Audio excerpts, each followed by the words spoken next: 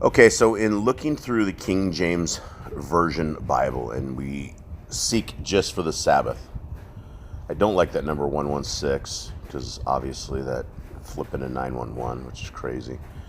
But that's not what we're looking for, and that has absolutely nothing to do with this. So let's take a look at this. In the very first, actually this isn't the very first. This is, I know in Genesis it talks about the Sabbath quite a bit, but let's see where the Sabbath lies in the Bible. What does the Bible say about the Sabbath? And one thing I would like everybody to take a quick note of is that the Sabbath, most people think the Sabbath has been done away with. Like the Sabbath is for old Jews, or it is for the people of old.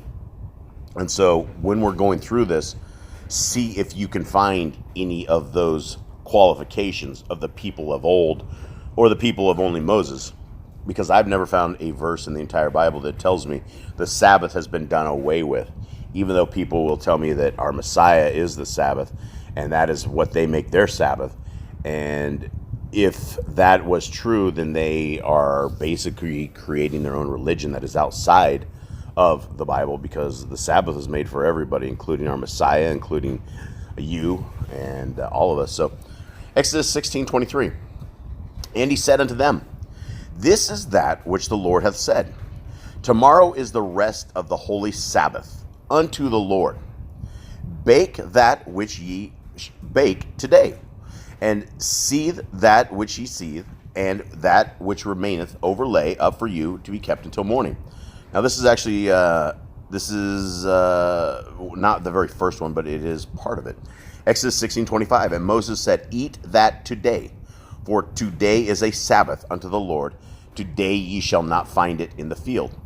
And so this was talking about when the Israelites were out in the desert, and it basically rained every morning manna. And 6 days it would rain manna.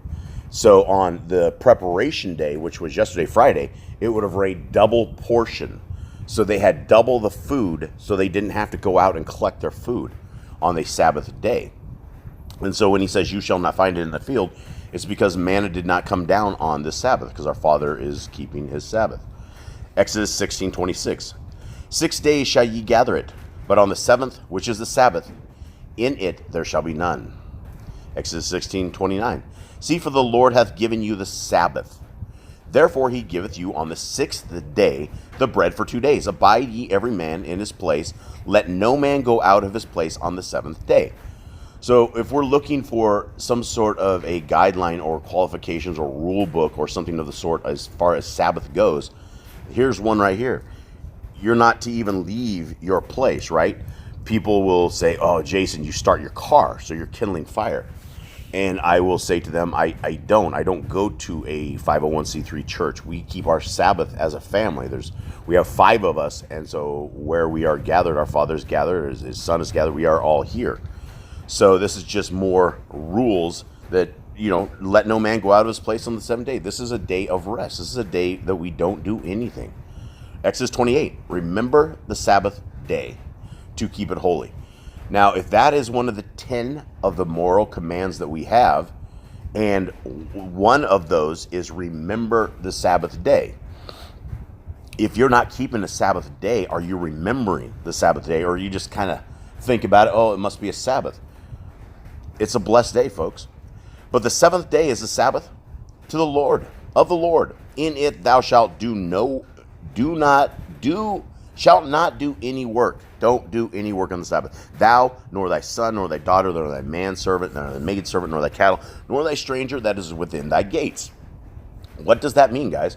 These are more of the description of things of how we should keep the Sabbath, right? We're not supposed to saddle up our horses and go for rides. We're not supposed to go plow our fields. We're not supposed to have our kids work. We're not supposed to have our daughters work.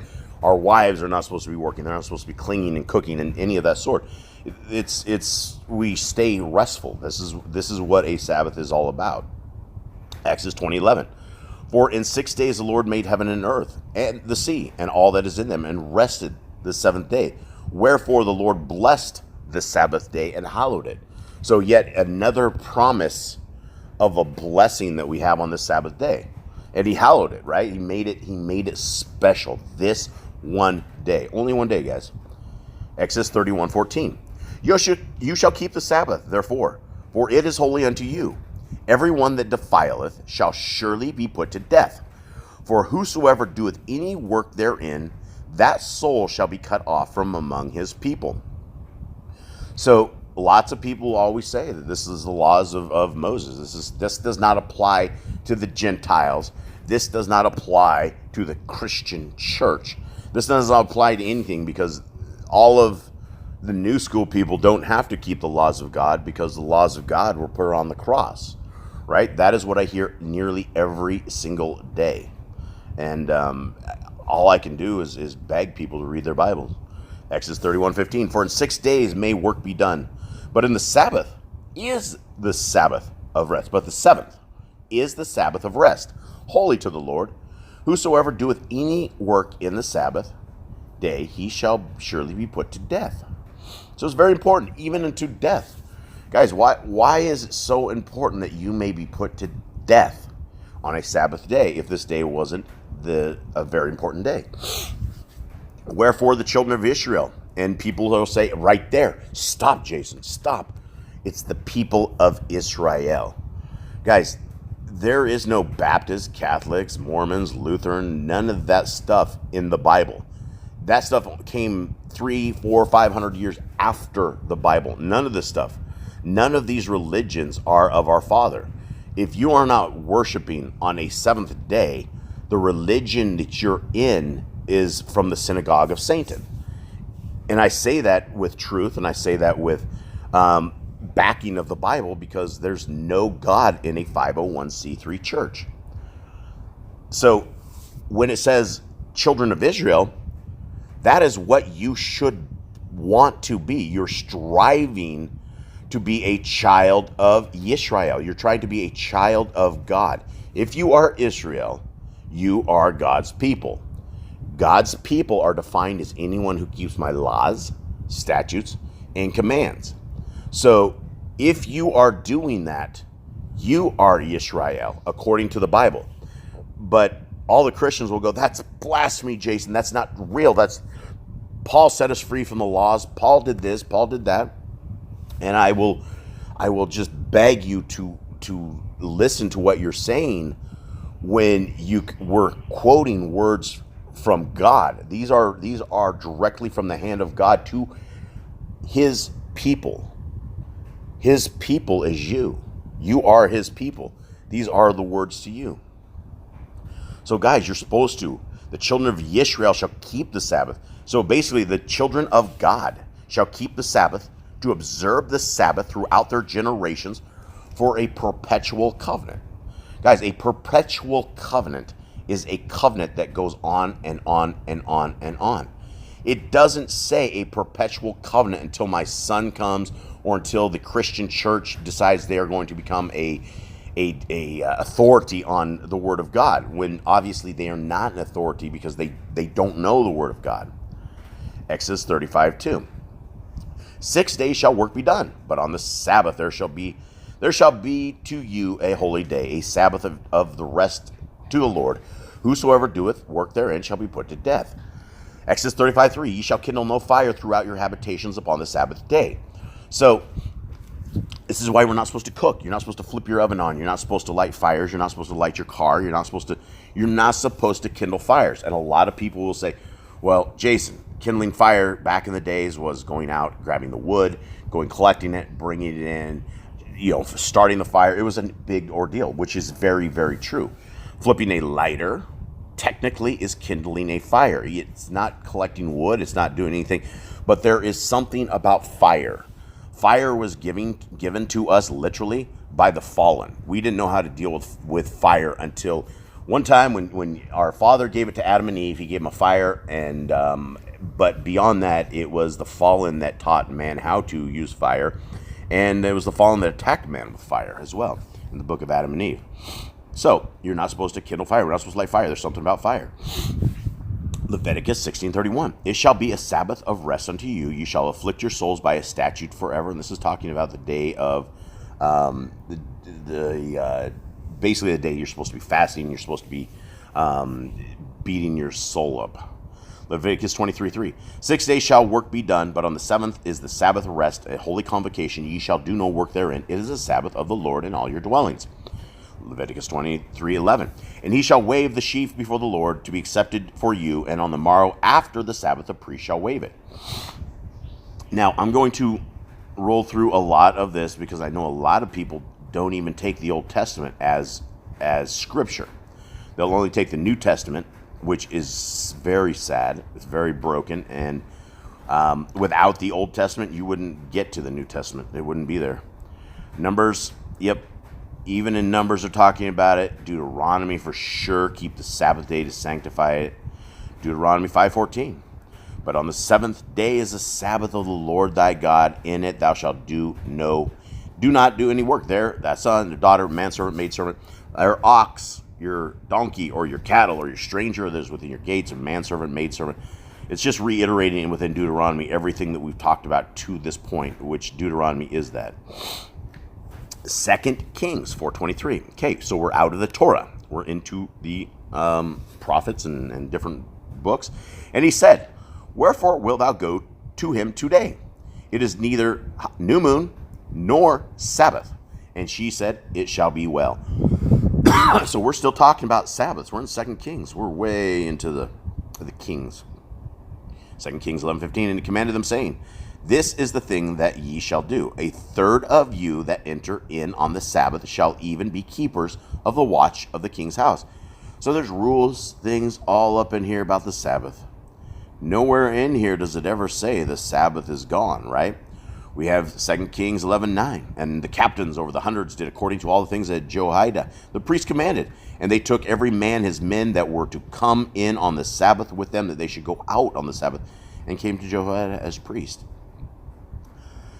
Chronicles, yep, prepare it every Sabbath. Yep, showbread. This is the thing that you shall do. A third of you entering on the Sabbath. 2 Chronicles, more. Nehemiah.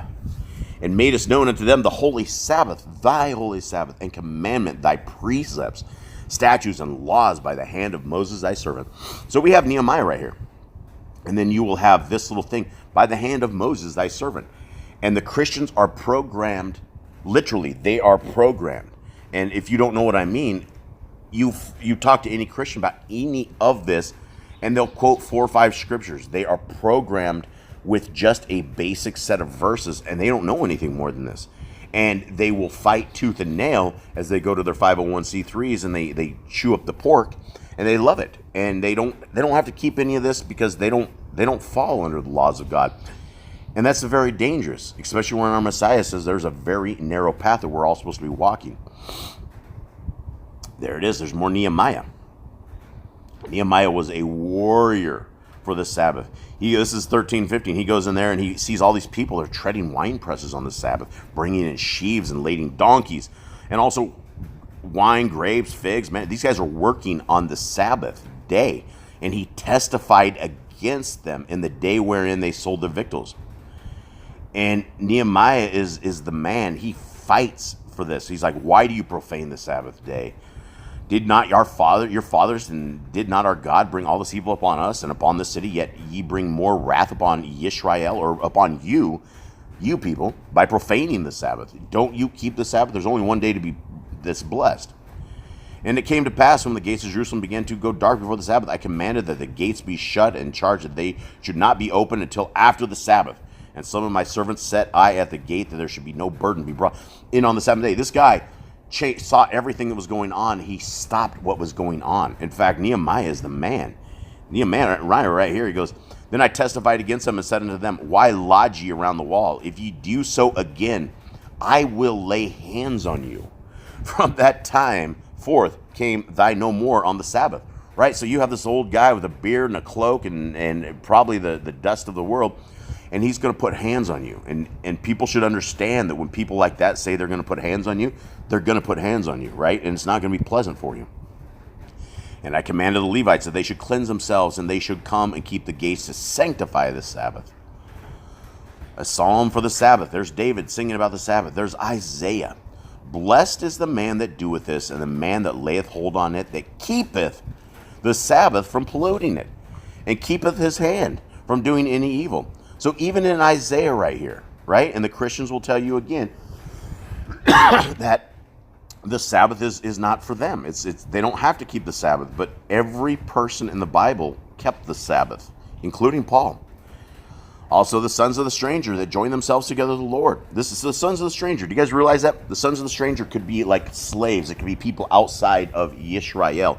But if they decide that they join themselves to our Father and they decide to serve him, like any Gentile, anybody can go out there and serve our Father. It doesn't matter where you're from, what you are doing. You will become a tribe of Israel, right? You may not know the tribe you are with, but you will become that. That is what you are trying to become.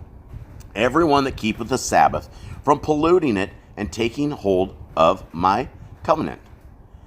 Here's another one, guys. Listen to this. Isaiah 58:13. If thou turn away thy foot from the Sabbath, from doing thy pleasure on my holy day, and call the Sabbath a delight, the holy of the Lord, honorable, and shall honor him, not doing thine own ways, nor finding thine own pleasure, nor speaking thine own words.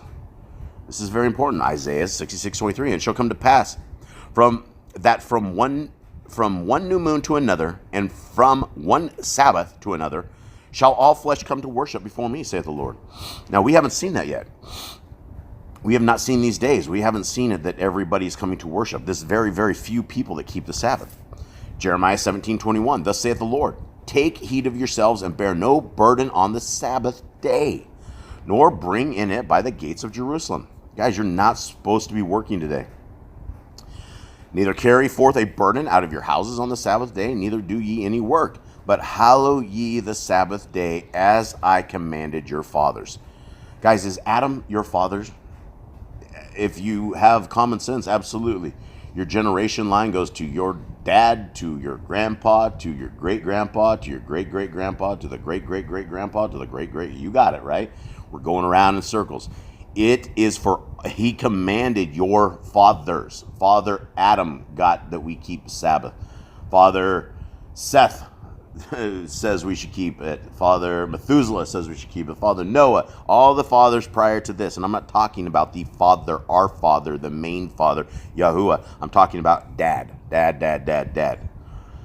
Jeremiah 17:24, and it shall come to pass, if ye diligently hearken to me, said the Lord, to bring in no burden through the gates of this city on the Sabbath day, but hallow the Sabbath day to do no work therein. So this is the same for your house. If ye diligently hearken to me, said the Lord, to bring in no burden through the gates of your house on the Sabbath day, but hallow the Sabbath day to do no work therein. Now, I'm going to skip this Jeremiah and this Ezekiel because I know that everybody thinks these guys are the old prophets. Not for you today, but you can slow it down and read them. They all say to keep the Sabbath.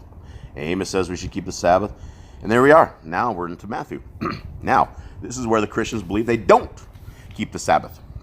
So let's start with Matthew 12:21. At that time, Yahushua went on the Sabbath day through the corn, and his disciples were hungered, and began to pluck the ears of corn and to eat.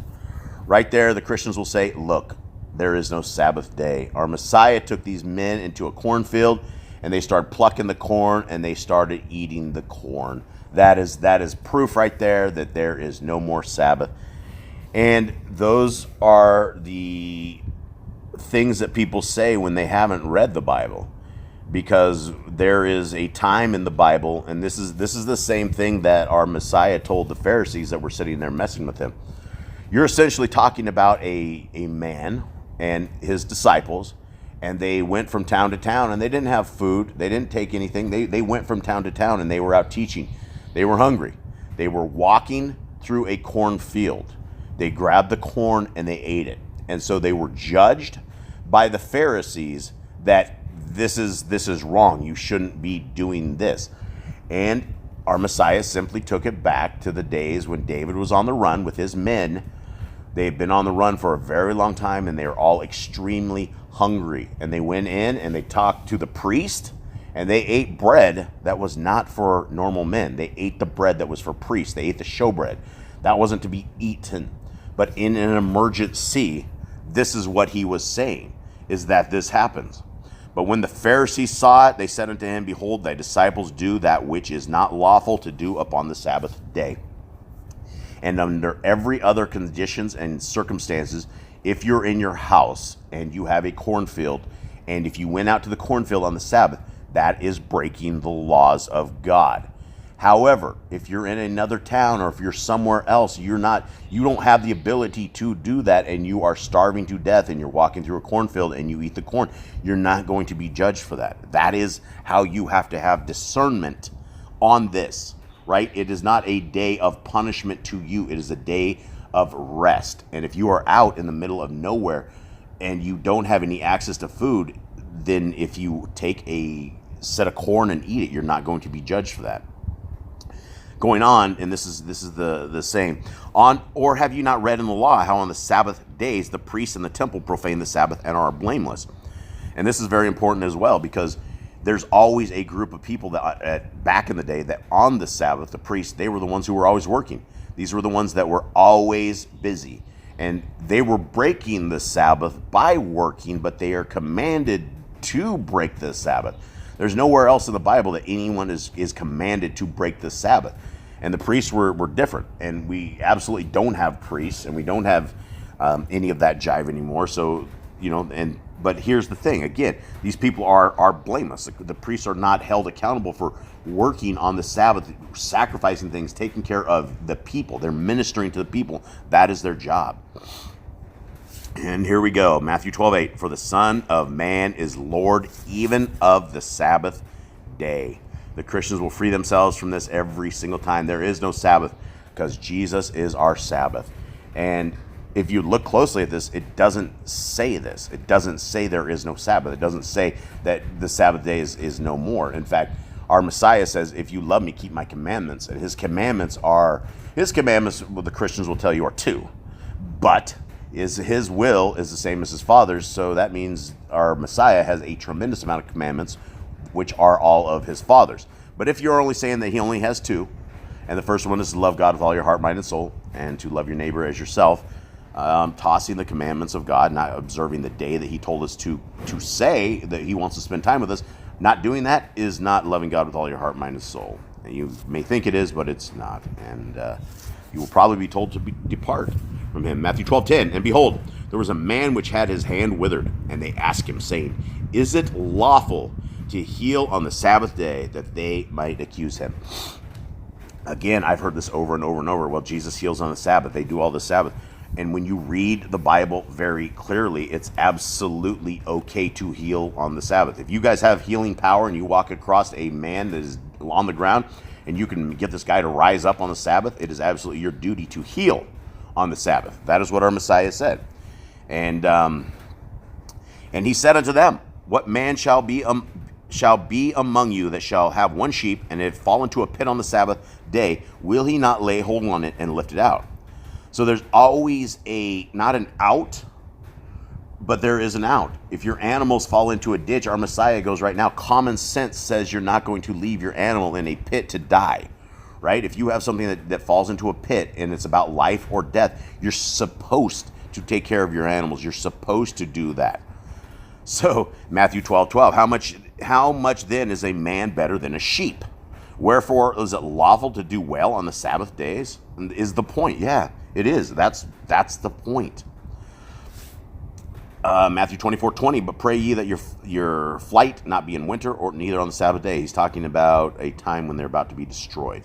In the end of the Sabbath, as it began to dawn toward the first day of the week, came Mary Magdalene and other Mary to see the sepulchre. Okay, so this is when our Messiah was basically being killed, right? This is the end of it, and our Messiah died on a preparation day, and he rose on the first day. Mark 1:21, they went to Capernaum straightway on the Sabbath day. He went into the synagogue and taught. And so this is just talking about our Messiah. Our Messiah kept the Sabbath day, right? He went and taught on the Sabbath day. And people will say, well, nobody kept the Sabbath. Our Messiah kept the Sabbath. Paul kept the Sabbath. Titus kept the Sabbath. Everybody kept the Sabbath. Back in the days, that's what you did. The Sabbath day was the Sabbath day. They never changed that until hundreds and hundreds of years after our Messiah was gone. they changed that up, and now here we are brainwashed into thinking Sunday is Sabbath, and it's not. And there is the one about the cornfield again, another story, the same story. And this is why you could tell the Bible is very true, because it has a lot of the same stories with just various different details. It's not the same story. It's how you can tell eyewitnesses' accounts are right or wrong, because they tell you the same story with just different details, but it's the same story, right? And that's yet more confirmation of this. Here it is again. And he said to them, the Sabbath was made for man, and not man for the Sabbath. People have to understand this right here.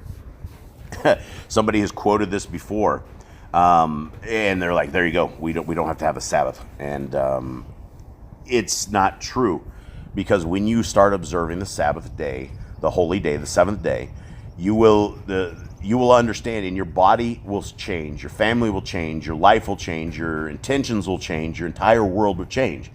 You will go 6 days, and on that 6th day, you're going to be preparing for that 7th day. Because the 7th day you don't work, you chill, you become lazy, and you recharge. And we as human beings don't understand this. We didn't create us. We didn't design us. We didn't create our DNA. We didn't make us in his image, and we are made in the image of our Father, Yahuwah. He rests on the 7th day. Everybody rests. He rests. Everybody. The rest is it's a special day. So this is not just you're bypassing anything. You're screwing your system up. You're screwing your family up, literally, by not doing what your Creator says to do, because you function far better doing this than not. And so if you don't want to function well, then I guess just keep not keeping the Sabbath. And there it is again. Therefore the Son of the Lord is also the Lord of the Sabbath. And they watched him, and whether he would heal on the Sabbath day, that he might accuse him. And he saith unto them, is it lawful to do what is good on the Sabbath? So it goes over and over and over, reiterating a lot of this. And when the Sabbath day was come, he began to teach in the synagogue. Again, our Messiah teaching in the synagogue. And it goes over and over. Mark, let's go into Luke. Sabbath day. Yep. Capernaum, Sabbath days, right? More Sabbath days in Luke. Luke 6:2. And a certain Pharisee said unto him, which is not lawful to do on the Sabbath days. And he said unto them that the Son of Man is also the Lord also of the Sabbath. So we have heard that like 3 times now in the same book, in the same total book, different parts of the larger book. Came to pass on the Sabbath, Pharisees watch him in more Sabbath. This is where our Messiah says. Then said Yahushua unto them, I will ask you one thing: is it lawful on the Sabbath day to do good or to do evil, to save life or to destroy it? Very easy. So this is the question. This is how you legitimize. If you don't know what you should be doing on the Sabbath, is it going to save a life or is it going to destroy it? Are you doing something like, is your neighbor going to die? Will your neighbor not be alive if you don't do something, right? If you're talking about life or death, the answer is life. Do what you need to do to save life. And you're not going to be judged based upon this. I mean, this is how you can legitimize what you're doing as long as you're doing it right. Luke 13:10, and he was teaching in one of the synagogues on the Sabbath. Guys, the common theme is our Messiah was doing things on the Sabbath constantly. And you're going to hear the dogs bark. I can't do anything about it. Luke 13:14, the ruler of the synagogue answered in indignation because Yahushua had healed on the Sabbath day. He said to the people, there are 6 days in which men ought to work in them.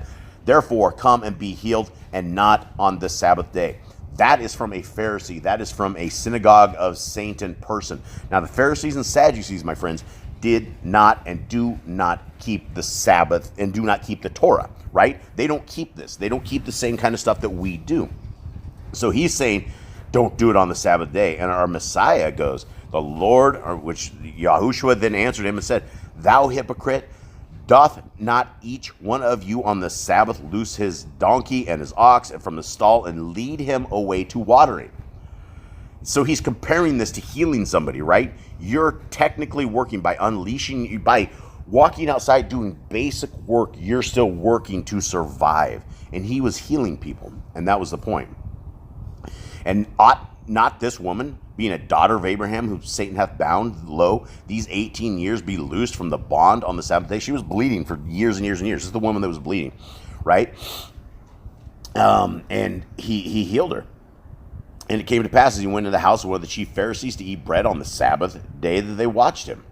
Guys, and Jesus spake unto him, Yahushua spake unto the lawyers and Pharisees, saying, is it lawful to heal on the Sabbath day? It was all about the Sabbath day, guys. Luke 14:15. Let's keep. Yeah, the Sabbath grew on, right? And our Messiah was crucified over a Sabbath. It was prior, and then he awoken on the first day. And that's what, again, the Christians will go, well, our Messiah rose on the first day. You're creating a religion based upon putting a day that you're supposed to worship on the day our Messiah was risen. It doesn't say that in the Bible. If you're doing that, and if you're worshiping on a Sunday, Hasatan, Satan is the god of that church. I'm sorry, that breaks people's hearts, but that is the way it is. It's just how it is. John 5:9, immediately this man was made whole, took up his bed, and on the same day was the Sabbath. Our Father, our Messiah, healed him, and he stood up and walked, right? And that was, he shouldn't have taken his bed, is what the Pharisees and Sadducees said. So they're missing the entire point of this. More, John, Jews persecute on the Sabbath day, right? It goes over and over. And this is, John said, people don't understand this stuff. Moses therefore gave unto you circumcision, not because it is of Moses, but of the fathers. And, in the parentheses right there is what the translators believed. That is not what it actually means. But, and ye on the Sabbath day circumcise a man, which if your son is supposed to be circumcised on the 8th day, if it is on a Shabbat, you still need to circumcise your boy on the 8th day. If a man on the 7th day receives the circumcision, then the law of Moses should not be broken, and ye angry at me because I have made a man every whit whole on the Sabbath day. Yeah, and so we're talking about circumcision, about the act of circumcising, which our Father said to do, and it is something that we should still be doing today. And a lot of people are like, you shouldn't circumcise that's bloodletting, that's blah, blah, blah. People don't get it. People just do not get it, and they won't. And so this is for people with open eyes. And it was the Sabbath day when Jesus made the clay and opened his eyes. More of our Messiah healing on the Sabbath day. More John. I want to get out of John. And they returned to Jerusalem from the Olive Mount, which is from Jerusalem a Sabbath day's journey. So it's a day's journey in Acts. Paul's going around this. They prepared for Perga. They sing it on the Sabbath day and sat down. So Paul, right here, guys, Paul is keeping the Sabbath day. So many of you guys have said, well, Paul says blah, blah, blah on the Sabbath day. Paul does not say not to keep the Sabbath. He never, ever does. He always is keeping the Sabbath day. He's always keeping the laws. For they that dwell at Jerusalem and the rulers, because they knew him not, nor yet the voices of the prophets, which are read every Sabbath day, they have fulfilled. So Acts 13:27, Acts, this is the God of the Christian church, is Paul. And I don't say that attackingly.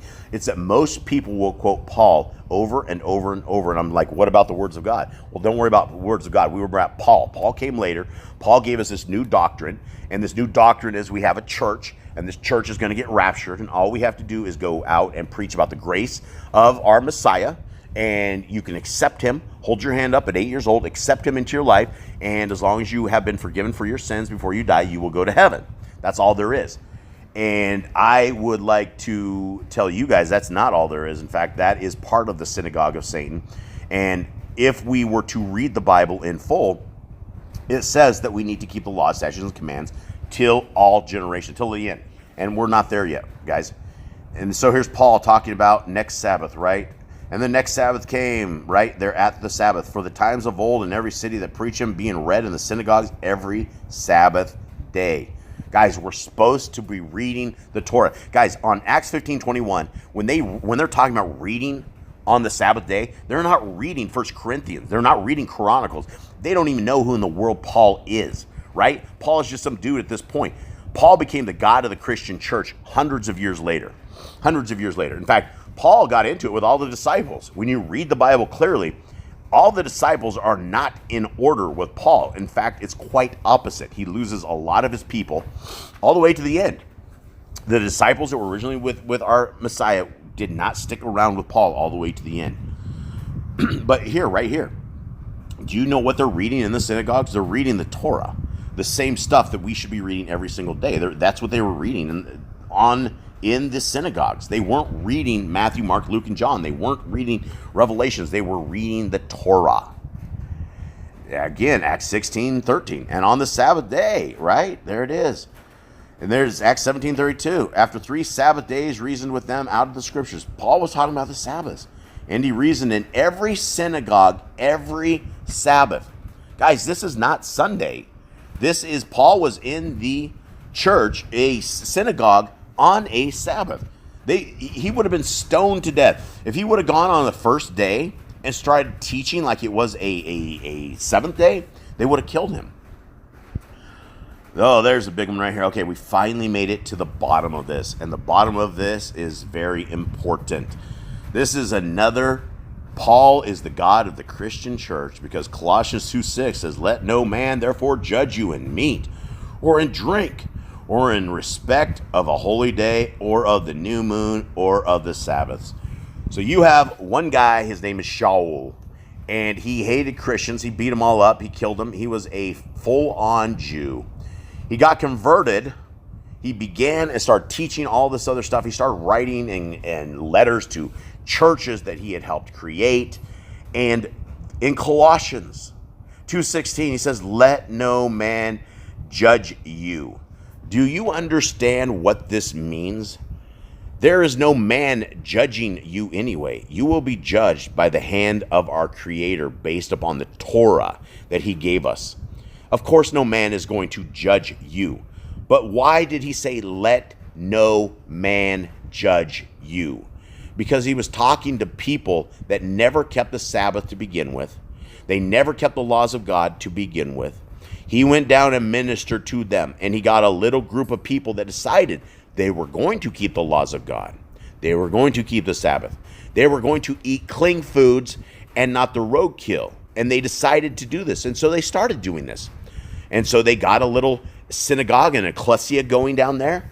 And all their buddies who lived in these same little places, who had for years had them over to party it up, they all had probably eaten humans. They had probably all done they all were used to this, right? These were the old people.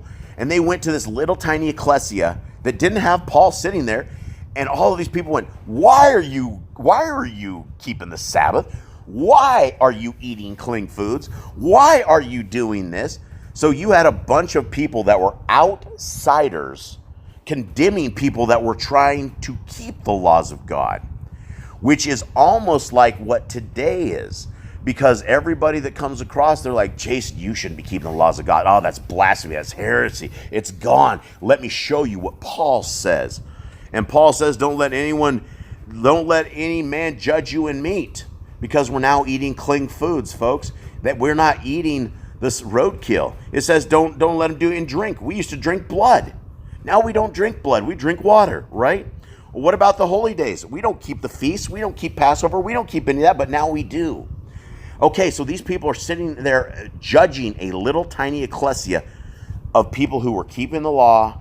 They were keeping the Sabbath. They were keeping the drinks and all the food law, all this stuff. And he says, don't let them judge you in that. But yet you will have churches and leaders of churches and people that are brainwashed by the church of synagogue of Satan. And there's 30-some thousand denominations of the synagogue of Satan. And every single one of them worship on a Sunday.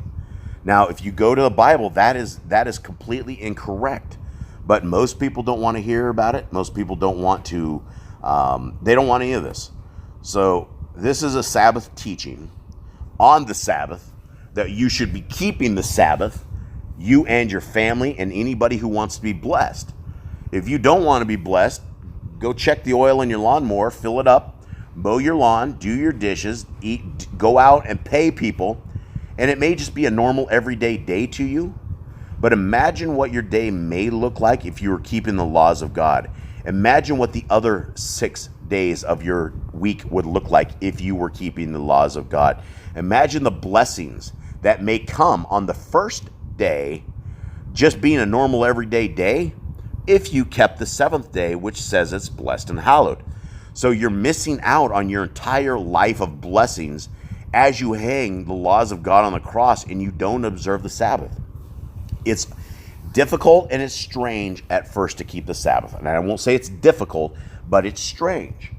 It's strange to take a day off when you normally do everything on a Saturday. It is strange that you feel lazy at first. You feel lazy, but then once you get in the routine, you will take in those 6 days that you have prior to the Sabbath, you will realize that it's time to put a turbo on this. It's time, because we got 6 days before we don't do anything, and it is a rest to us. And guys, when you come out of a Sabbath on the first day, when you're done with the Sabbath, you feel like $1,000,000, right? You feel like you could do laps. Your body is rested. Your mind is rested. You've had a nap or two. You've read the Word of God. You've spent time with your family, right? This is a time for bonding. This is a blessing, and this is why there's blessings. And if you made it to the end of this video, much love to y'all. I'm out. Have a good day.